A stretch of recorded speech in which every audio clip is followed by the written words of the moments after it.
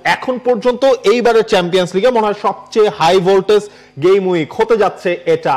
কার কার match আছে, কার কার match নাই, মঙ্গল এবং বুধবার রাতে চ্যাম্পিয়ন্স লিগের যত ম্যাচ সে সবকিছু নিয়ে আমরা কথা বলবো। শুরুটা আজকে রাতে বড় বড় দুটা ম্যাচ আছে, এছাড়াও তো আসলে 7টা ম্যাচ আছে, কিন্তু কোনটা আগে কোনটা দেখবেন? Liverpool Real Madrid, PSG Bayern Munich. UEFA থেকে যখন চ্যাম্পিয়ন্স লিগের ফিক্সচারটা করা হয়েছিল, আই এম শিওর আজকের এই ফিক্সচারটা নিয়ে সবচেয়ে বেশি মাথা ব্যথা হয়েছে। আমি জানি না কেন আগামীকালকে একটা ফিক্সচার ট্রান্সফার করা হলো না, হতে পারতো, কিন্তু আজকে আপনাকে সিদ্ধান্ত নিতে হবে আপনি মেইন স্ক্রিনে কোনটা দেখবেন আর সেকেন্ডারি স্ক্রিনে কোনটা দেখবেন। মঙ্গলবারের চ্যাম্পিয়ন্স লিগের রাতে আছে বড় দুটো ম্যাচ, কিন্তু তার আগে ম্যাচ ডে শুরু হচ্ছে স্লাভিয়া প্রাহা আর্সেনালের ম্যাচ দিয়ে। সেটা গড়াবে রাত 11:45-এ। একটু 1 ঘন্টা টাইমও তো আসলে চেঞ্জ হয়েছে, টাইমটা একটু আপনাদেরকে একটু সবুর করতে হবে, কারণ 10:45-এ যেহেতু ওই টাইমটা তাদের ওখানে সানলাইট সেভিং এর সময় শুরু হয়ে গেছে, তাই স্লাভিয়া প্রাহা আর্সেনাল ম্যাচ শুরু হচ্ছে রাত 11:45-এ। আপনি সেই সময় দেখবেন নাপোলি ফ্রাঙ্কফুর্টের ম্যাচ, কিন্তু রাত 2টা থেকেই আপনাকে প্রস্তুতি নিতে হবে Atletico USG, Bodo Glimt Monaco, Juventus Sporting সিপির ম্যাচ। মনে হচ্ছে খুবই টেস্টি ইন্টারেস্টিং, কিন্তু তার পরবর্তী ম্যাচের লিস্ট যখন আসবে তখনই আসলে বোঝা যাবে। মানে প্রথম 5টা ওকে ঠিক আছে, এটার মধ্যে আপনি হয়তো চুজ করতে খুব বেশি একটা আপনার সমস্যা হবে না, কিন্তু পরের ম্যাচগুলো যদি দেখেন এইখানেই আসলে দর্শকরা পড়বেন মধুর সমস্যায়। লিভারপুল রিয়াল মাদ্রিদ দেখবেন নাকি আপনি দেখবেন পিএসজি বায়ার্ন মিউনিখের ম্যাচ একই সময়?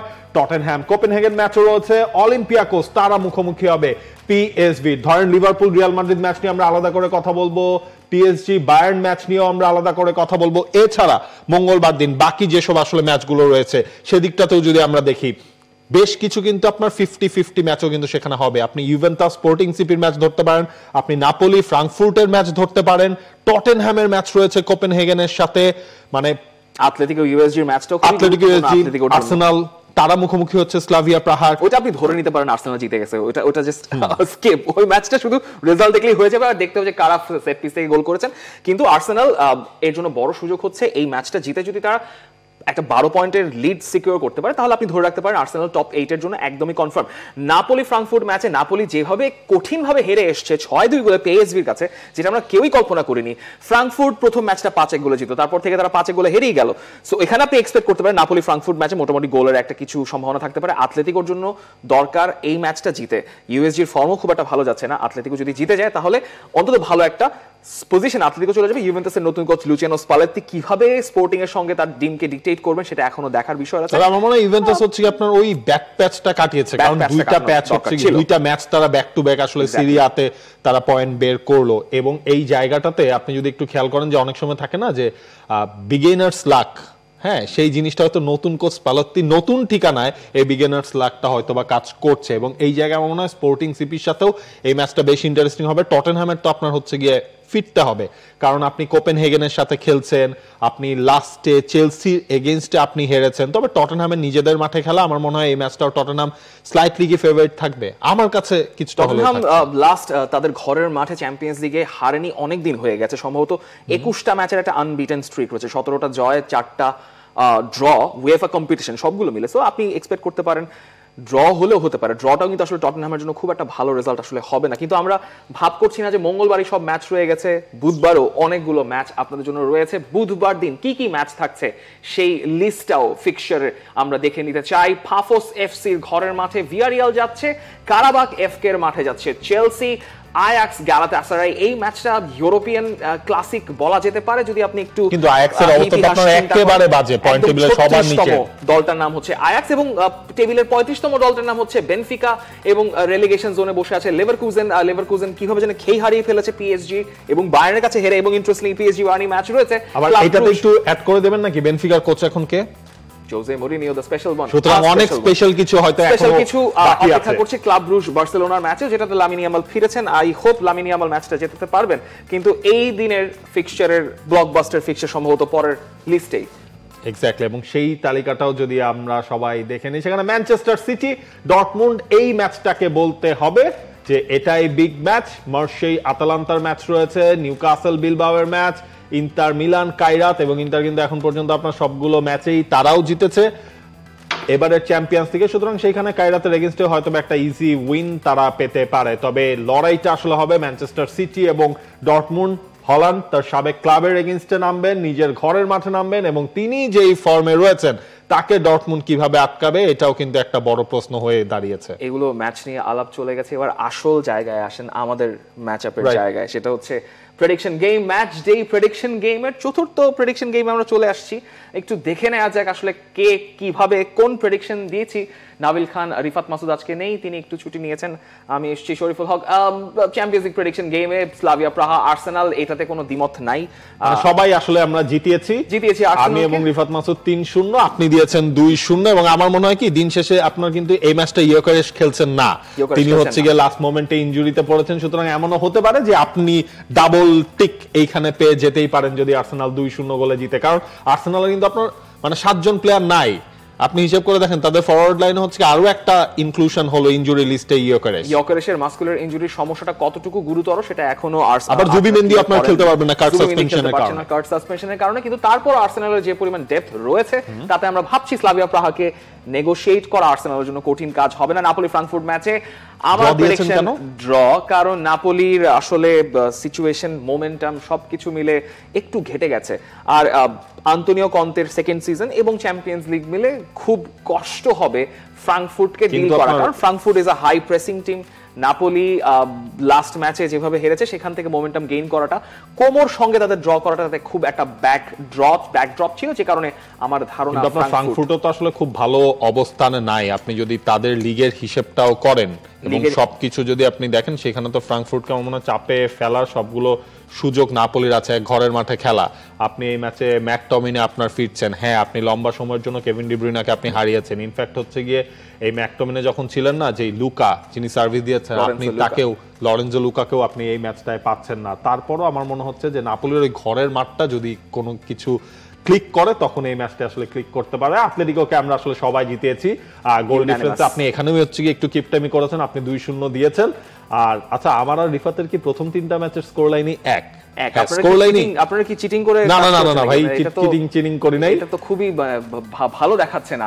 আমি আলাদা করে দিয়েছি, এইজন্য বোদোগ্লিম মোনাকো নিয়ে আমি প্রচুর পড়াশোনা করেছি, এতই পড়াশোনা করেছি যার জন্য হচ্ছে আপনার আমি 0-0 দিয়ে রেখে দিয়েছি। সেফ সাইডে নাবিল খান, অলওয়েজ সেফ সাইডে। ইউভেন্টাস স্পোর্টিং সিপিতে 2-1, এই যে আবারও চিটিং, আমি 1-1। আমার ধারণা স্পালেতির এই ম্যাচটা স্পোর্টিং সিপির সঙ্গে ড্র হবে। পরবর্তী ফিক্সচারের হিসেব ইলদিস ফিরছেন, আশা করছি ইলদিস ফিরবেন।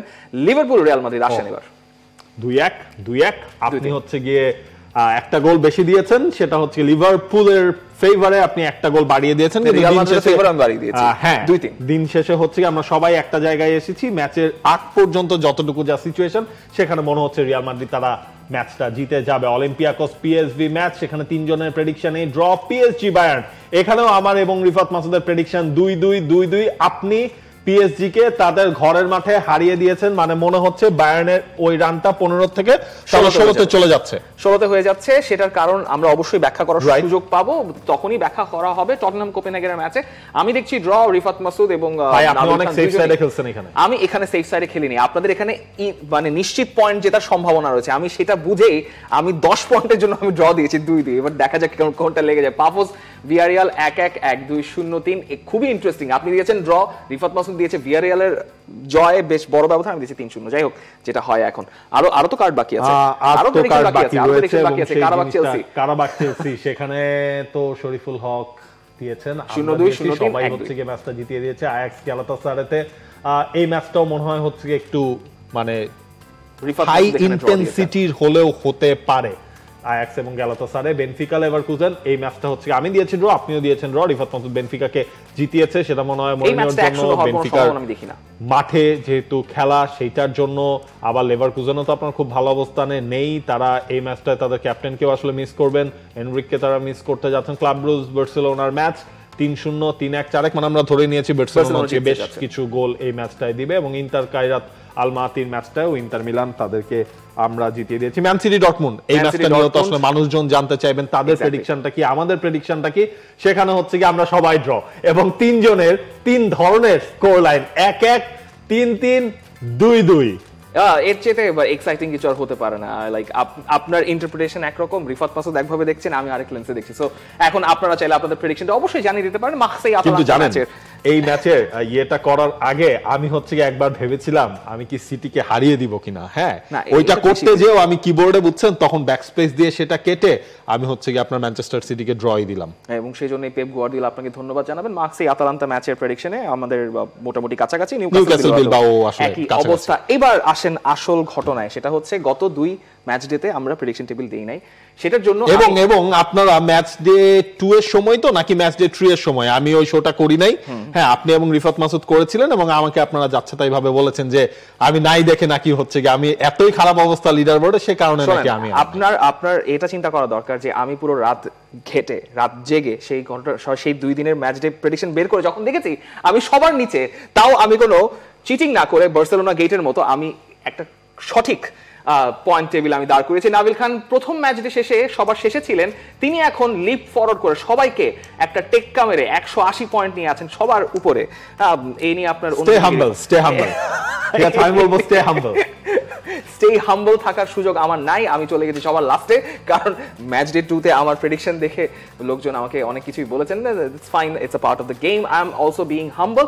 রিফাত মাসুদ আমাদের মাঝখানে আজকে চিনি নেই, মাঝখানে চিনি বসতেন হয়তো সিরিয়ালি তখন আসলে এটাও হয়ে যেত, মাঝখানে তিনি 155 180 155 145, but the game isn't over, I am playing hell or high water. So দেখা যাক এই লিস্টের অবস্থানটা ম্যাচ ডে 4 এর পর কি হয়। আপনারাও আসলে আপনাদের জানিয়ে দিতে পারেন কোন ম্যাচ নিয়ে আপনারাও কোন ম্যাচের কোন ধরনের প্রেডিকশন করছেন। For more updates, subscribe to our YouTube channel and click on the bell icon. Follow us on Facebook and Instagram. Download T-Sports app to enjoy exciting games and highlights. Visit tsports.com.